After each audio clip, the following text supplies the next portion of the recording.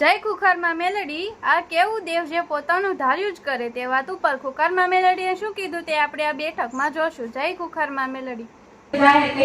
દર્શનમાં કે બાળા શિકોતરમાં છે અને એમાં ભાઈને મસાણી મેલડીમાં છે તેમ કે બહુ હાથમાં ચેકા મારી દે અને મરવાનું કરવા માટે ઘડી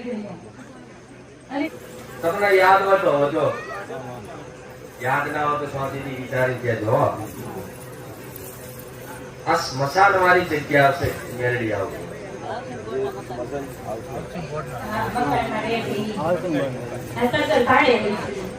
સરકારી મકાન એટલે પેલા ખુલ્લું પડતર હતું. જો આ સ્મશાન વાળી જગ્યા છે પેલા એથી નીકળી જાવ તો સારું રહે. કીધું ભાઈ શું ઘણી વાર કીધું જાણવા મળ્યું એવું કે જગ્યામાં વાત છે. મેં ઘણી વાર કીધું મારા સાસુમાં ઈ છે, પણ હવે બીજી કઈ સગવડતા નથી બીજે જઈ શકે. ભલે જો તમે બેઠા ને સીધી આ સ્મશાન વાળી જગ્યા મારી પેલા ખુલ્લા બાર ખબર હશે સરકારી ખુલ્લું પડી રહ્યું હોય પેલા ચરો કેતા ચરો કુવાર બુવાર બધું ભલે તમે ભાડે રહો છો તો આ જોવા જરૂર નહીં, પણ માતા એવું કહું છું તમને ઘર તમને અંતર આત્માથી એવું થાય છે કઈથી નીકળી કઈ કુવા એવું કીધું કે આ જગ્યા હારી સાચું અને તમારી આત્મા કે આત્મા બોલતો એ સાચું હોય.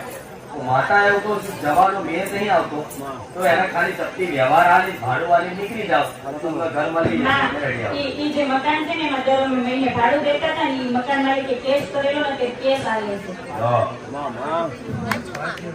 આ જેવી વાત છે તો ખરા ભાડે રહેતા હતા મકાન માલિકે ભાડાવાળા પર કેસ કર્યો તો આ કેસ નો દાવો કે માલિક નહીં કરતો જગ્યાના દેવ કરે જેથી તમે દુઃખી થાવ હેરાન થાવ અને હજી નાહી જાવ એની ઈચ્છા એ છે, પણ હજી નાહવાય ના દે ચંદા નાહવા દે કશું અત્યાર સુધી આવ્યું નહીં. ઉપરથી બુઆ કર્યા બુઆ બોલા આ કર્યું તે કર્યું ફલાણું કર્યું ઢીકણું કર્યું પણ દેવને છજે ગયા પણ ખાલી ચપટી વ્યવહાર આપી દો એ રાજી થઈ જાય. આના અંદર પછાડી મેળવી તો બરોબર છે, પણ અઘોરી બાવો વલુર વાળો મેળવી આવો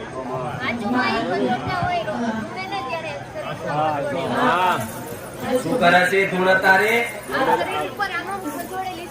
ઈ બહુ ધૂળ એટલે બેન એક છે ને મેરેજ થઈ ગયા ને ઈ બહુ ધૂળતી તો ગળા પાણો ખાઈ ગઈ હતી, લટકાઈ ગઈ હતી. રાત્રે મારા પપ્પા જાય ને ત્યારે લટકાઈ દીધી, પછી એને ઉતારી ત્યારે જે મહિનામાં આવ્યો ને કરી ગળા પાણો ખાઈ ગઈ. ઈ બહુ ધૂળે ને આ બહુ ધૂળે એક ધૂળી બંધ થાય ને એટલે બીજું ધૂળે બોલતા બોલતા કદાચ વલુર તો હોય બરાબર એવું તો અઘોરી બાવો કદાચ ખોટો થાય. એ નજરથી નજર મિલાવી કોઈ વાત ના કરે એ ઊંચી આજુબાજુની જગ્યાએથી આમ જોતો જોતો આમાં જ બોલ્યો લે અને ના જ્યાં જવું ના જાય ને કે દાંત આથી તાઈ કરે જમીના જોર કાઈ કોઈ હાલ નહીં થાય એમ કે આ કોઈ વાત નહીં અને બહુ દુનિયા કરે ઘરે છે. જો હવે તમને ફોટો પાડી ચંદુ બતાવું કે પીપળો હતો ઓટલો હતો ને આવી બેસતા હતા બધું તો બતાવું કહો. એ જગ્યાના અઘોરી મહારાજ છે અને એકલા નહીં એ જીજી રહે છે બધાના ઘરમાં ગાળા ગારી મગજ છટકી ગયા રહેવા વાળા કઈક તો નાહી જાય રહે તઈ દાડ્યા હા એવું. હા તો આ બધું થવા પાછળ કારણ છે કે જગ્યાનો અઘોરી ભાવ દરેકના મગજ ઉપર પ્રભાવ નાખે. અને બાજવાનું બાજવાનું તત્વો તો વાંધો નહીં પણ આવીને આવી થાય.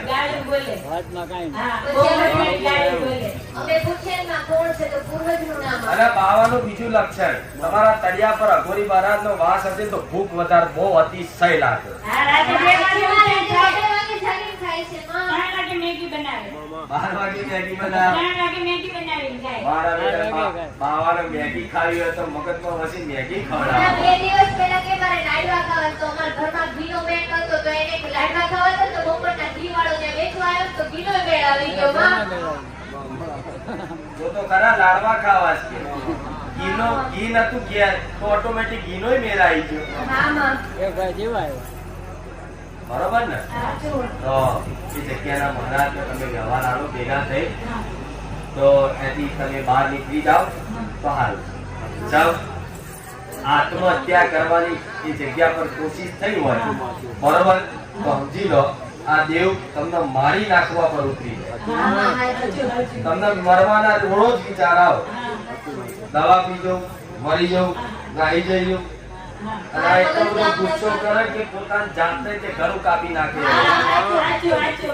માઈ છરા લઈને બાર દોડે કે હું કોકને મારી નાખું કે હું મરી જાઉં એવું કહેવા માંડે. માં ઘરમાંથી હમણાં 2 દિવસ પહેલા એવું કહ્યું તું છરા લઈને બે આવ્યા ઘરે કે હું છે ને કોકને મારી નાખું કે હું મરી જાઉં તો મેં તમારી પી અગરબત્તી મારી કે માં એ પાછા આવી જાય અડધી કલાકમાં જઈ પાછા આવી ગયા તમામ. તો જો હવે કઈ આગળ વધતા કોઈ વિઘ્ન ના નાખાવું હોય તો એ જગ્યાના દેવનો ઉકવેટા વ્યવહાર આલી મન માતા પ્રાર્થના કરીને જાઓ હું તમારું ઘર મેળવી આલી પણ અહીંથી બહાર નીકળી જાવ તો સારું છે.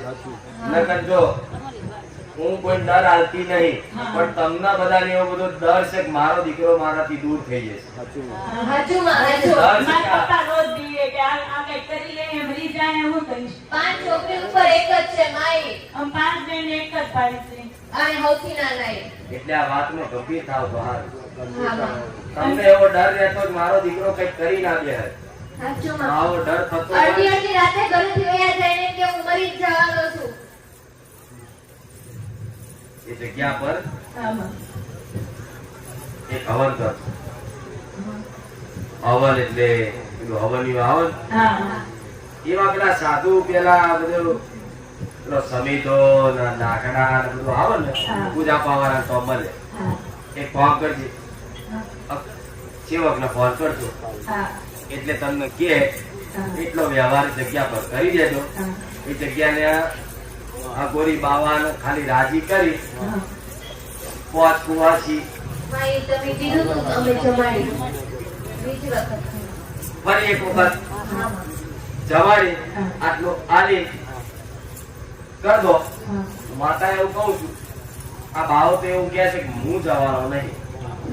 ફરી જો બોલો હવે શું થયું? તમે બેટા જ છો ને માં માં. તો અમે ત્યાંથી નીકળી જઈએ. ના ના તમે જવો એટલે પછી અમને કોઈ ઠીક નથી માં. ભાડું ભરી કેવી પરિસ્થિતિ નથી, ઘરમાં પાણી પડે, જરી ગમતી ગુમ છે. એ તાર વાળો કરેલો ને એમાં અમે રહી છીએ. માં તમે તો જોયું જ હશે ને કેવું છે માં. તમને પેલા કેવું ન પડે માં. ફૂલ ફૂલ શું કહે ફૂલ કોણ રાખતું પેલા સુગંધ વાળા આ લાવતો તો હા હા અમારે લવ મેરેજ છે મને ઘણી વખત આપેલા છે. મામા. કોણે આલેલા મારા husband એ. જો હાચું માં. હા ગુલાબ પપ્પાઈ લાવતા. ઈ કે એના મામાનો વાસ છે. કોઈ એમ કીધું સુગંધ આવે મામાનો વાસ છે એટલે આયો. ગુલાબ લાવતા અને દર ગુરુવારે ને મૂકતા હતા ને ગુલાબ ને એવું મૂકતા. હા હેલો જવા દો. સ્મશાન હોય એટલે શું ના હોય? ભૂત પલી પીઠ ચુડેલ બુડેલ નાકણો માકણો બધું કેટલા વ્યવહાર આધાર કરો. એના કરતા હું બતાવું એટલો વ્યવહાર કરી અપહરણ કરી નીકળી જાઓ. હો કૂતરા રડવાની તો વાત જ ના થાય. હા ચાંદડીનો અવાજ ય રોજ આવે માં. આવો હા માં ત્યાંથી ઘણાય બહુ નીકળે અમારે જોડે. કશું બાકી નહીં. કાંઈ બાકી નથી માં. અમે કેટલા ભૂવા કરી કરી થાકી ગયા માં. ત્યારથી મને ખબર પડી ત્યારથી અમે દેખી જ છીએ.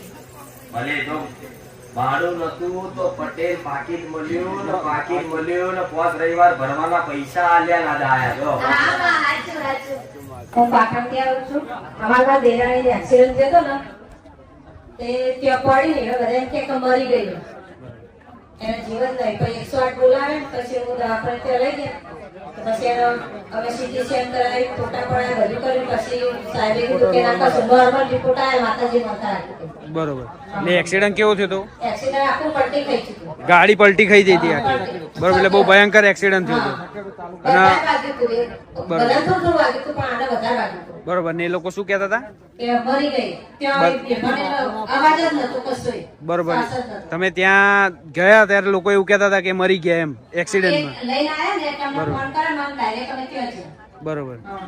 અને તમે ખાલી માનતા રાખી માતાજી હા માનતા શ્રીફળ ચુંદડી અગરબત્તી કે મારી એને કશું ના થાય રમવાની હું મારું બહુ મોડું મારા ઘરવાળા એમ રાખી હતી હું બહુ મોડું રમવાની બરોબર એટલે તમે માનતા રાખી પછી એમને સારું થઈ ગયું એમ અત્યારે ઘેર આવી ગયા આવ ઘેર રાખું બરોબર.